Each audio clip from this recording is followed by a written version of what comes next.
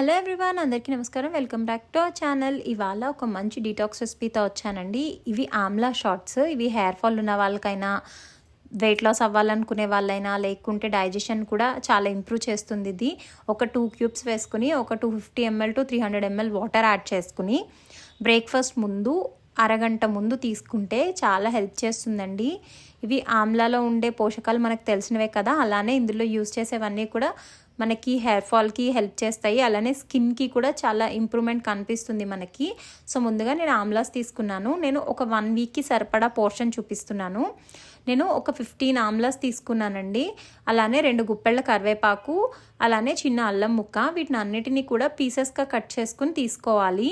ఇలా చిన్న చిన్న ముక్కలుగా కట్ చేసుకున్నాను నేను 15 ఆమ్లాస్ని కూడా. పర్ డే 2 ఆమ్లాస్ కౌంట్ అండి. చిన్న అల్లం ముక్క, అలానే ఒక 10 to 12 కరివేపాకు ఆకులు సరిపోతాయి ఒక డేకి అయితే.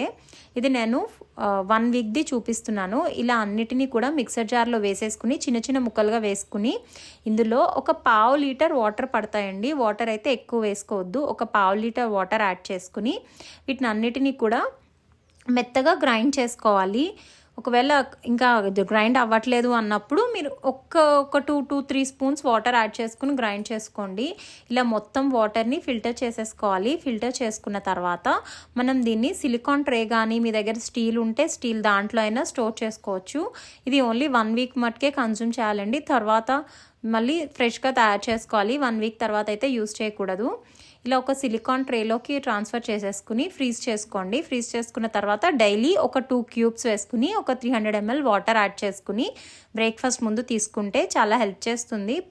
ఇది పనిచేస్తుంది కూడా. హెయిర్ ఫాల్కి కూడా చాలా మంచి రిజల్ట్స్ కనిపిస్తున్నాయి. హెయిర్ ఫాల్ ఉన్న వాళ్ళకి హెయిర్ ఫాల్ కంట్రోల్ అవుతుంది.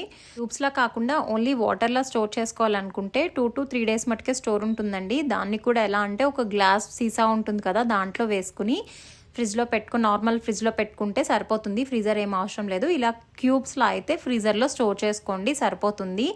మా వీడియో కనుక నచ్చితే like, share, comment and subscribe. Thank you for watching.